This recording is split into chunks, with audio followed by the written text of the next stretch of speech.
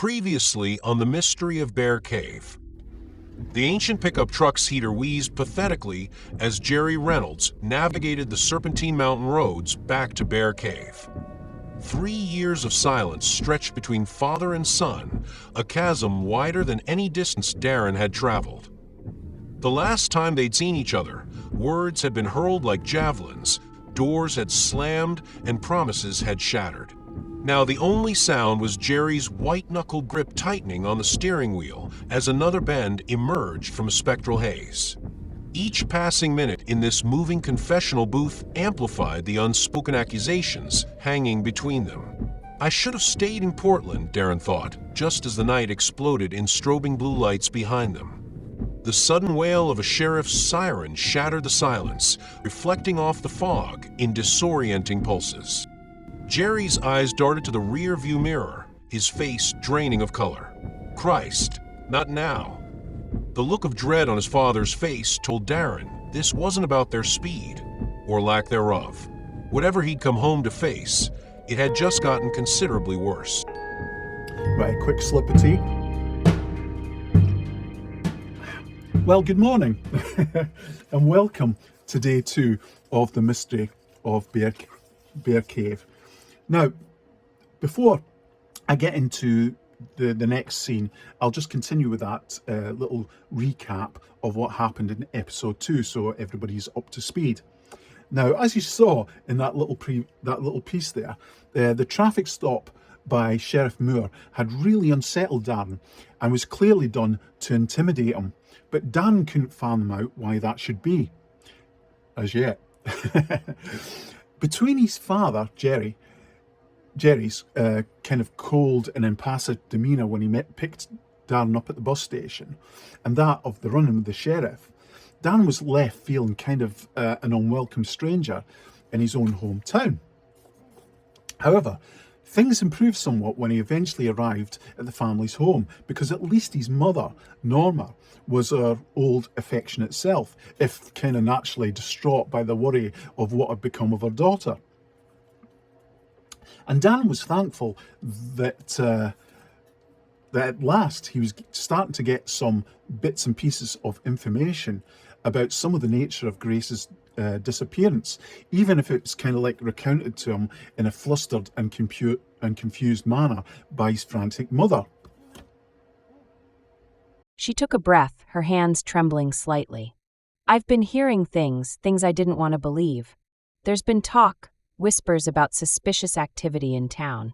People coming and going at odd hours. I've heard stories about drugs, and I'm afraid that those bad elements have started to take hold here.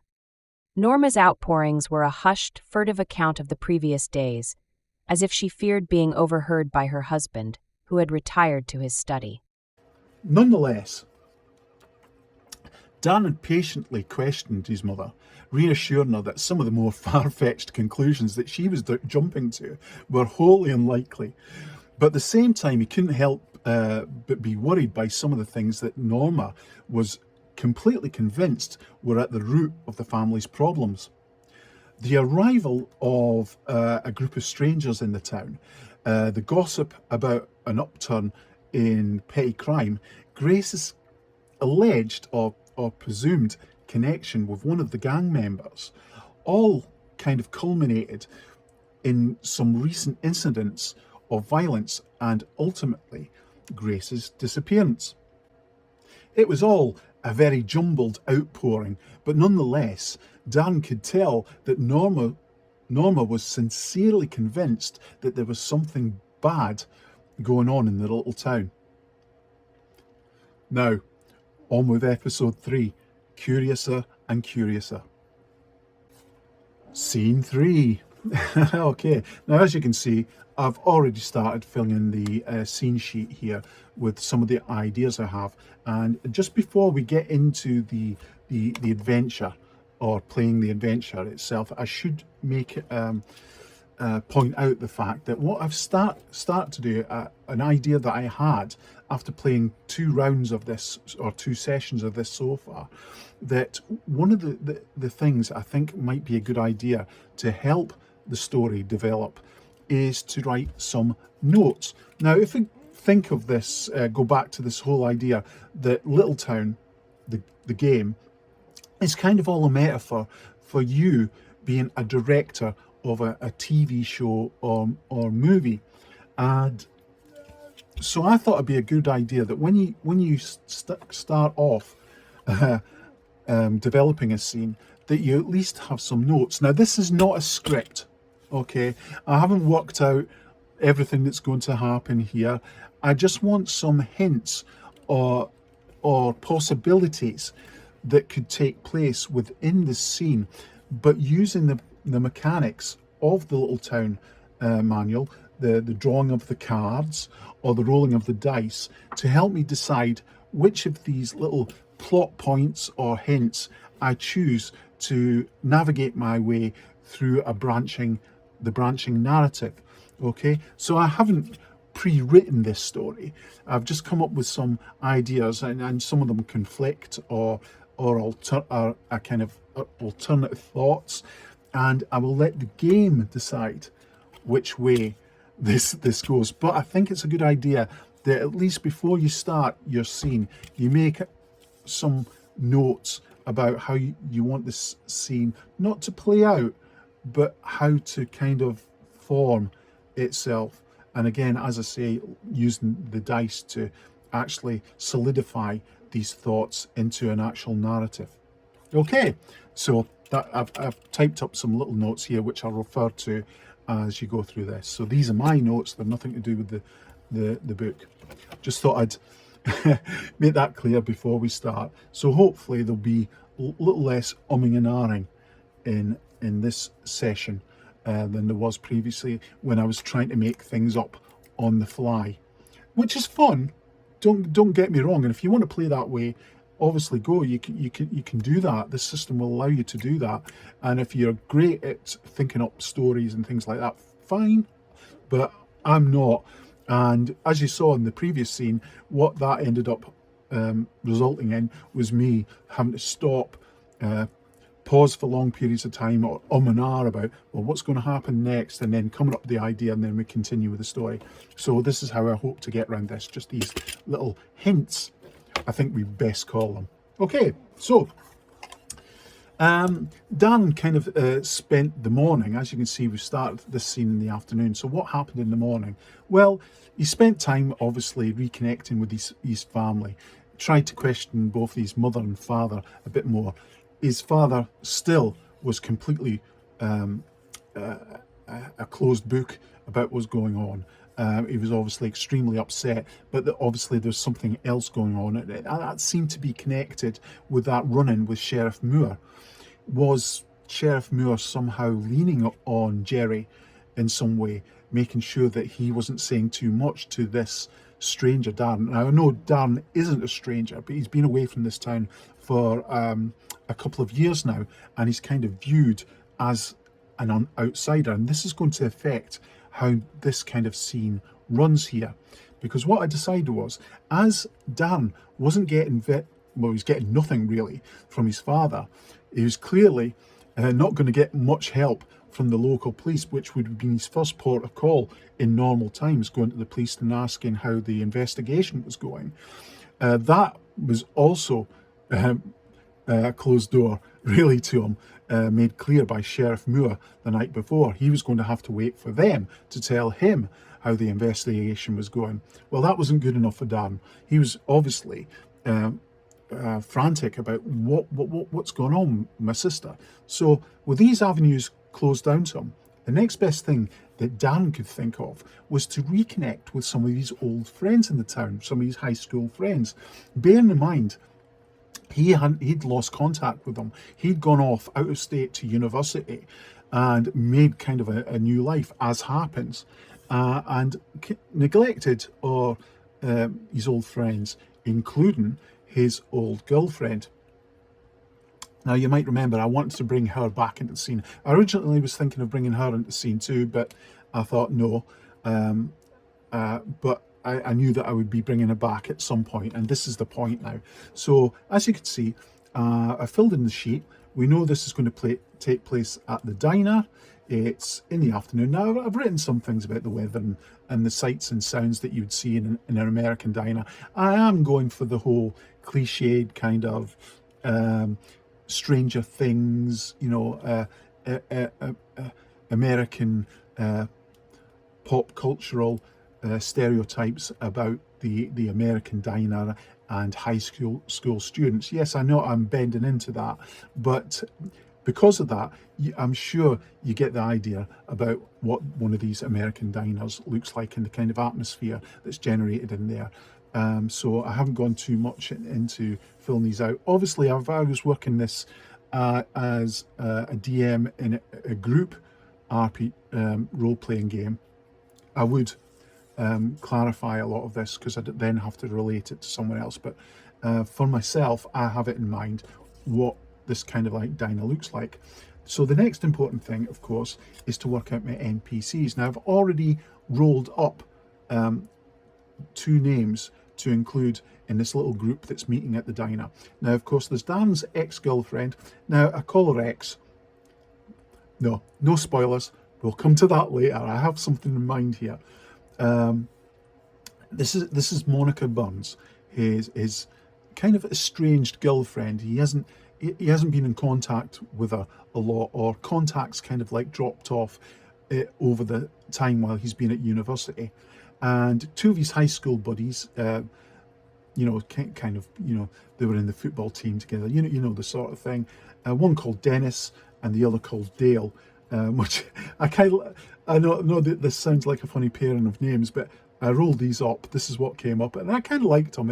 It leans into this kind of like cliched American high school situation. So what next? And this is where my notes come in. So I can actually read out some of the little notes here. So excuse me. Thank you. So this scene takes place in a little diner, an old hangout of theirs, just after noon. And after engaging, the usual pleasantries, his friends expressing shock and their sympathies about the disappearance of his sister Grace, they all get down to some serious discussions about the town, or at least some serious questioning by Dan about what's going on in the town. Because at first Dan is a little surprised and disappointed that there seems to be a general reluctance to confirm any of his mother's stories about what's been going on. But moreover, these friends are even less willing to divulge anything about the group of newcomers to the town and whether Grace may have been connected to them. So again, it's still vague. There's gossip and there's hints told to Dan by his mother that she was seeing someone and she thought he was a part of this group, but there's nothing concrete yet. But Dan is persistent and badgers these friends mercilessly until finally they begin to drop tidbits of information about the recent events in the town, the mysterious newcomers, and even some of the strange and disquieting incidents that seem to be related to this bad element, which is how his mother Norma had termed them. Now, this is where we get to a plot point here. Now, where this comes from, this particular note, this isn't from my imagination.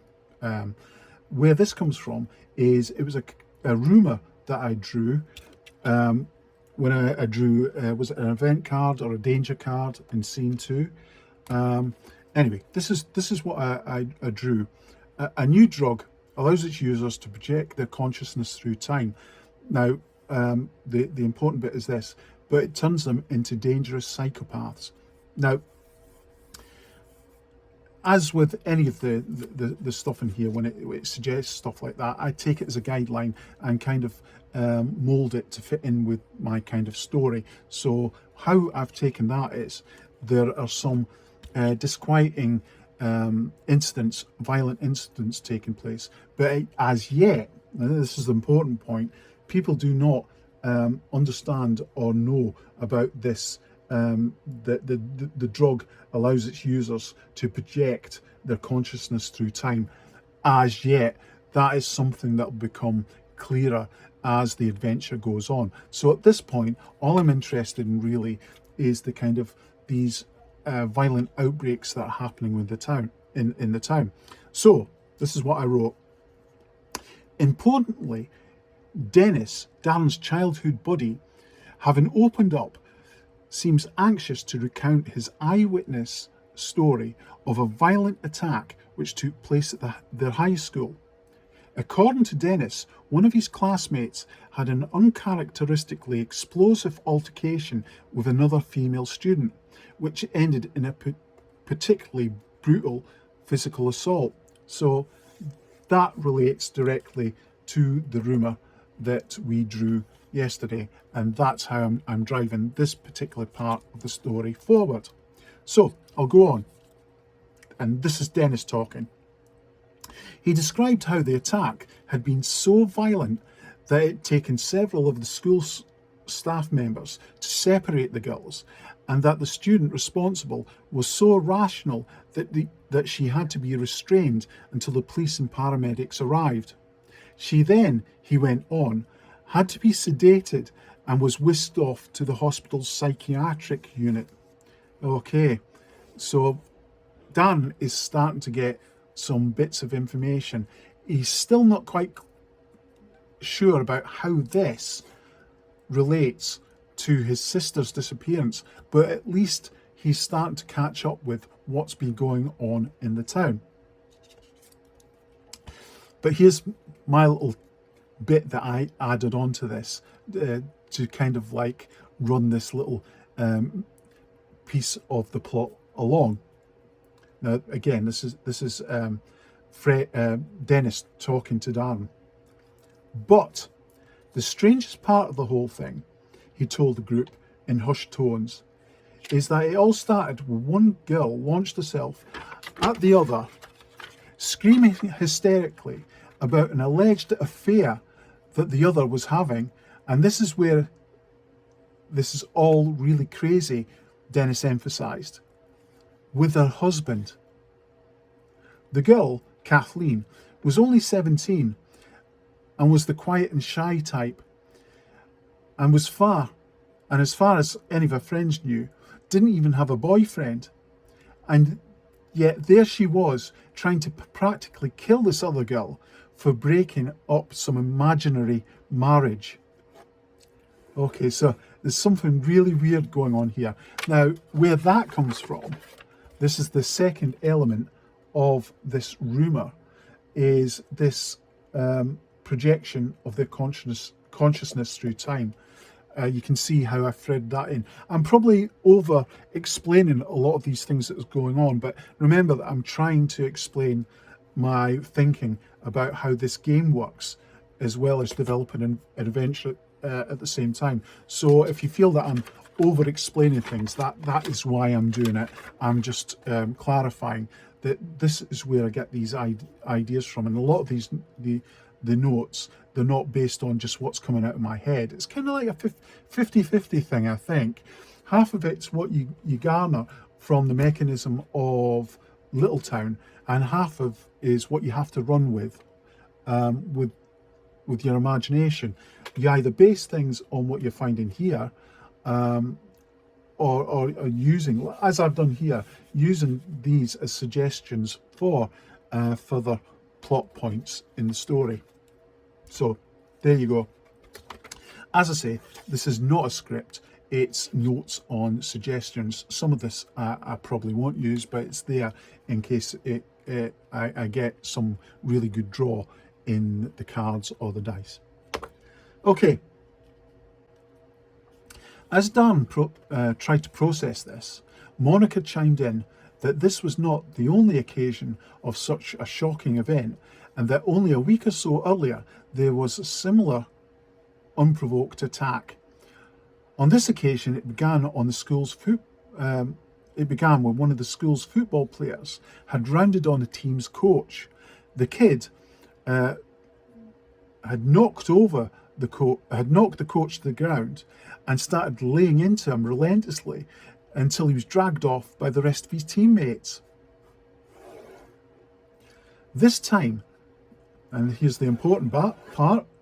This time, the motive for the altercation was the player had insisted that the coach had dropped him at the very last minute from the lineup of a hugely important playoff match against the state champions. The strange part was that this match was several months away yet, and the coach hadn't even thought about who was going to be in the final team. Yet the player was acting like he'd just been given the news and had completely lost his head about it, adamant that the coach had completely ruined his playing career. Once again, the student's behaviour was so bizarre and violent that the kid had to be hospitalised. Okay, so there's two examples that connect with that rumour we have about the drug use and the outcome of possibly using these drugs. Now, no, we don't yet know whether these kids had been using this drug, but clearly that there is something very, very strange going on here. When Dan asked if the sheriff had looked into these cases, the flow of information, which had just started to become more forthcoming, ceased abruptly, as if a switch had been flicked. His friends once again became very reluctant to share anything that they knew about what might be going on. Okay, so once again we have the shadow of the sheriff over everything that's going on in the town, and clearly he has some effect on the townsfolk. Concluding that there was some sort of conspiracy of silence at work, with the sheriff at its centre, Dan did not push the matter any further. Instead, once they had all finished their meal and said their goodbyes, he asked Moira to hang back for a while so that they could have a private chat, which she seemed very keen to do. Okay, I want to push this, but obviously I felt that Dan was more likely to be able to push the questions for someone he was had an intimate relationship to rather than his other two friends who seemed to be very frightened about the intimidation that was going on, but presumed intimidation that was going on in the town. Moira had been one of Grace's closest friends, which is how Dan had met her. And he felt that if anyone had any insight into what might have instigated his sister's disappearance, Moira would know. Okay? Now,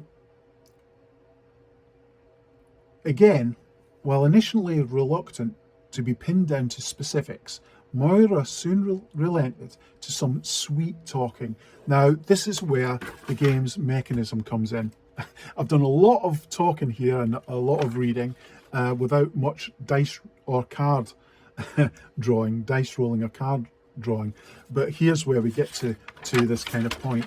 What I want is, obviously, the townsfolk are scared about something or are being intimidated.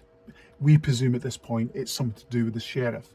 But for whatever reason, even though Dan, these are Dan's old friends, they are reluctant to spill the beans about what is really at the heart of what is going on. They're obviously not telling him everything, but Dan feels that there's a bigger chance of him getting some concrete information if he kind of sweets talk someone he was intimately involved with. So he's kind of using his former relationship with Moira to kind of get at what is going on. And what I'm going to use here is the sweet talking move card. Let's go through the cards here. Intimidate? No. Snooping around, sweet talk. Here we go. So even though Moira was his old girlfriend, she's still having to be kind of persuaded or cajoled into talking freely with Dan. So what you've got to do here is, when trying to manipulate someone, roll 2d6s, add the presence, which we already know, sadly, with Dan, is 0. This guy has no charisma whatsoever. Plus NPC's attitude. Now, although I've said Moira, like all the rest of his friends, are kind of reluctant, it's kind of obvious from... my feeling is that it's almost kind of obvious that Moira is still holding a torch for Dan. She is still exceedingly fond of him. So we'll have a look at the attitudes here. And somewhere between friendly and helpful.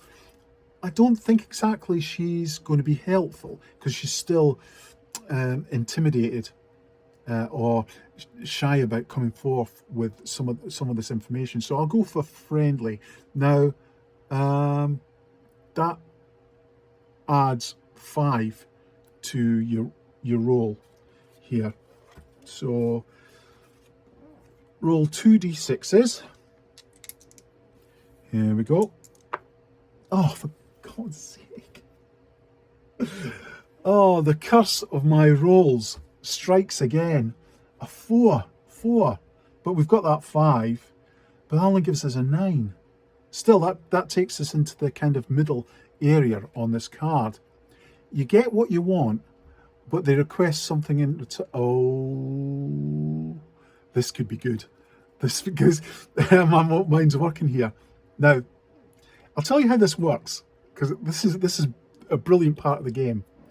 You may remember that when you roll up your characters and everything, you've got several of the attributes, including this horrendous presence and charisma that I've chosen for Darren. But you also might remember that each character has a secret. And the secret that I rolled up for Darren was one of betrayal. Whether he'd been betrayed or he'd betrayed someone else. Can you see where I'm going with this? Now, I've already kind of mentioned that Darren had kind of lost connection with this group of friends, including this ex-girlfriend. Sorry, kind of spoiler alert.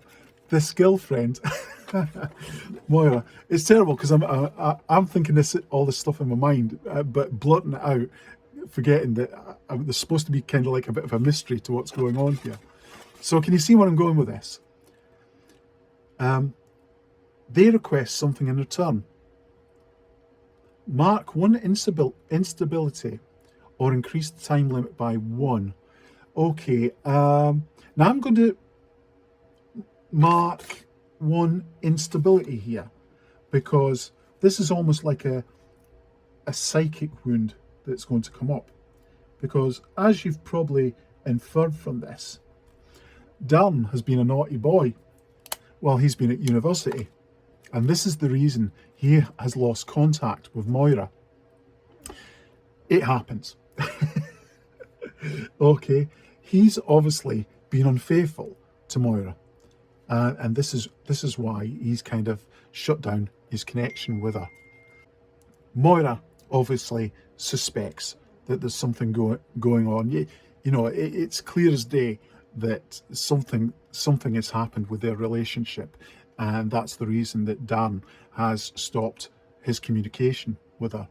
So when I say they request something in return, I'm going to say that Moira is going to say to Darren, have you been unfaithful?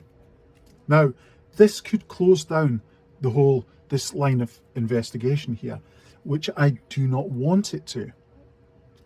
But I have an option, okay? Now, what I mean by this is Darren is sweet-talking Moira, hoping that he'll get some more information from her. Now, what's the thing that's going to stop that? It's obviously Dan turning around being honest and saying, well, yeah, I, I've been seeing another girl at university, and that's why I've lost contact with you or stopped having contact with you. Because there's nothing as sure as little apples that's going to shut down this investigation concerning Moira than her being told, I've been seeing someone else, but love, can you still help me out here? So that's you can see how this whole thing links together quite nicely. I'm really enjoying this, and this is totally almost unexpected. I did want to bring up that betrayal further down the line, I thought, but I didn't know it was going to come up now. But this is a fantastic opportunity. And my option here is, in case you haven't already guessed, is Darren, who's turned out not to be the nicest of chaps, really, is going to lie to Moira. He's going to say, no, of course I'm not seeing anybody. It's just that, university, it's I've been so busy, I haven't had time to see you, I've had my hands full with all my studying and this and that and moving to a new place and everything. I've just had so much going on. I've just kind of haven't had enough time to do all the things I wanted to do and maintain contact with you. But of course, there's nothing going on. I haven't been unfaithful to you, So he reassures her that there's nothing going on. Continues, because of course, I did have a successful sweet talking role here. You get what you want, but they request something in return. So what Dan wants is for Moira to give him more information. So he convinces her that there's been nothing going on, and the investigation continues. Okay, that was a bit convoluted, but works out fine as far as I'm concerned. Yeah, because I actually put here, it's quite obvious that she still has a torch for him, and despite their recent separation, she soon divulges that Grace has indeed been seeing one of the newcomers. The investigation moves on, completely against her parents' express wishes. So she was trying to keep it. Grace was trying to keep this relationship with one of these newcomers secret from her parents, although obviously Norma suspected. Furthermore, the group which the guy belongs to, the so-called Bad Element, were well known to be the ones supplying various narcotics to the local town's student population. This is Moira giving Dan all this extra information now. But despite the scuttlebutt about their supplying drugs, none of them, it seems, have been caught in the act or even questioned by the authorities. Having got this much, Darren decides to push his luck and ask Moira some more direct questions that have been concerning him. We're getting to the end of the scene now. You'll be glad to know. And here's the questions I decided were at the root of Darren's concerns. Had Grace been offered or taken any drugs? Who was the guy that Grace was seeing? And had the students involved with the violent incidents been taken? This is a good one. This is kind of like one of the key ones here. Had the students involved with the violent incidents been taking these drugs? Okay, so these are yes or no questions. So there is a mechanism for that within the book. And so I'll just refer back to the manual here and then come back and roll these up. Okay, here's the section on yes or no questions. Now, this is a little bit more complex and deserves some time to mull over and interpret, because it's not as straightforward as rolling up a dice as to whether you'll get a yes or a no. Because what happens with these, and apparently this is pretty common within solo role-playing games, you get a yes and or yes but kind of like answer. depending on what you roll. Your roll is dependent on your luck as well. So to answer yes or no question, roll 2d6 and refer to the table below. And as I say, it's dependent on your luck. And here's where it gets a little bit complex. You've got to decide also, as luck influences the answers to the yes or no questions, the most engaging approach to formulate them is in a manner where the answer favours the narrative rather than the investigator. So you've got to formulate a second half to the answer. So in this case, you've got a yes and. Yes and what? Well, that will depend on the narrative situation, what's happening, whether the person is hostile. Will a negative kind of answer kind of like close down the story? You can see earlier where I wanted to have Moira answer Darren's questions, but I took this decision that he quite nastily lied to her to get what he wanted. That was because I didn't want to shut down the story, if you see what I mean. And this is a similar situation. You've got to think, well, if I go yes and some sort of negative answer and that closes down the story, that's not going to be good for the way you want to take the story. In other words, you're just shutting the door there and stopping the story progressing. So you've got to be a little bit, not imaginative, but what's the word I'm looking for?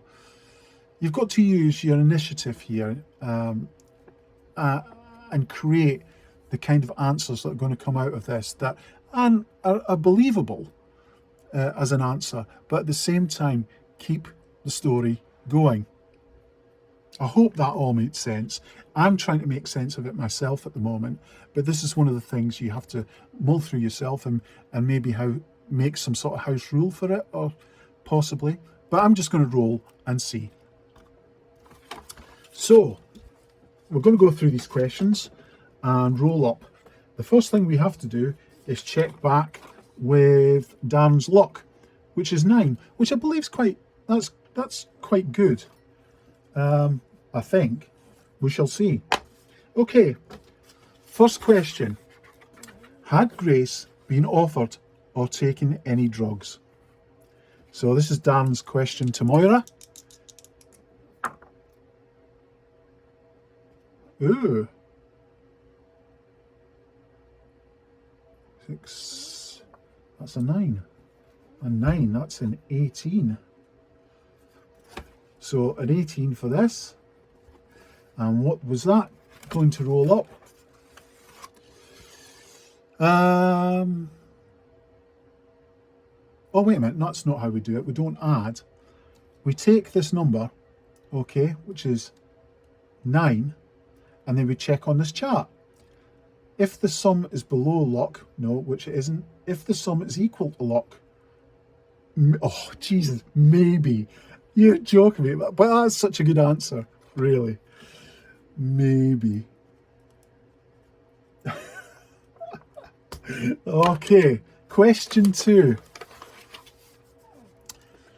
Who was this guy that Grace was seeing? In other words, does Moira know his name? Now, if we roll a success here, I think what we should do is allow Moira to tell the name of the guy as well.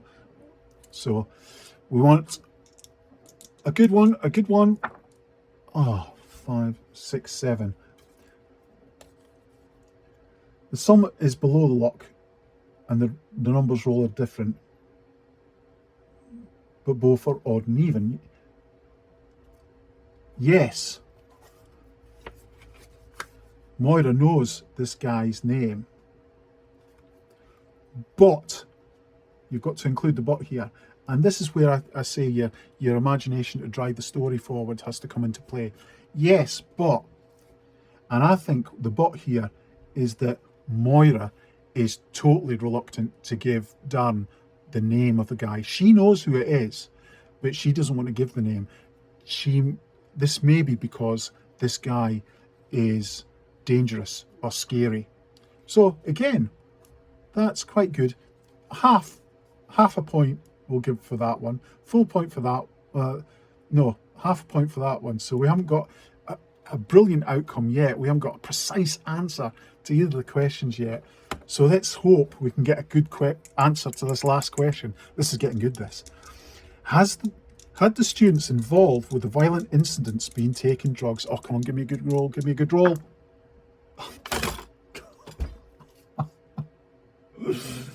Oh dear. Low luck.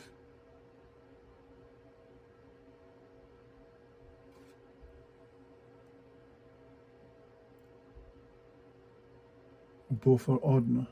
Yeah, that's a yes. But the final, that last one actually, I read that wrong. That should be a yes. It's not a yes, but it's a clear yes. So, well, that's kind of positive. This one is the yes, but. Sorry about this. I'm learning the game. Yes, but. So what would that but be in this particular case? Had the students been involved in the instance in taking the drugs? Yes. But. Oh, that's a difficult one in this particular case, isn't it? Okay. I'll just pause for a second while I have a think about this. Okay, I've kind of like formulated this idea which I think answers this yes but here. So Moira says, yes, she believes these two incidents, the people involved were taking drugs, but this is kind of like a little bit of a scary addition to this. A lot of students were, so she's unwilling to sort of like say no, these violent attacks were definitely because of the drugs, because a lot of the students are. Yeah, in my mind here, I'm formulating a bit of a story about why Moira's given this answer, but I don't want to give any spoilers. It's one of those situations. I'm going to make a note of this in my book, and this is going to come up later. So you may yourself formulate why Moira is answering this question this way. Yes, these kids, those kids were taking the drugs, but there was a lot of people taking these drugs. I don't see why these drugs will have caused these particular things, was Moira's answer to Darren. And there we go. At this point, we can end scene.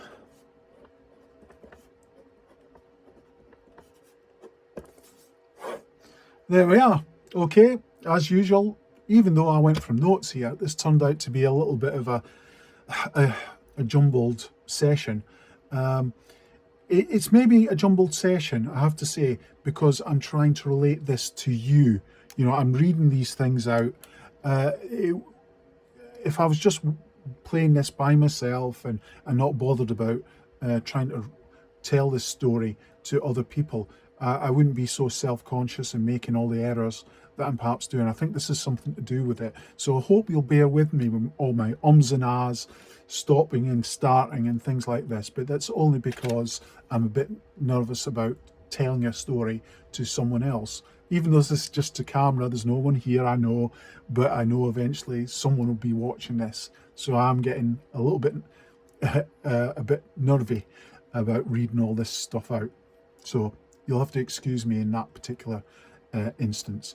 But we've got there. We've got to the end of the scene. I'll as per usual, I'll do all my notes off camera.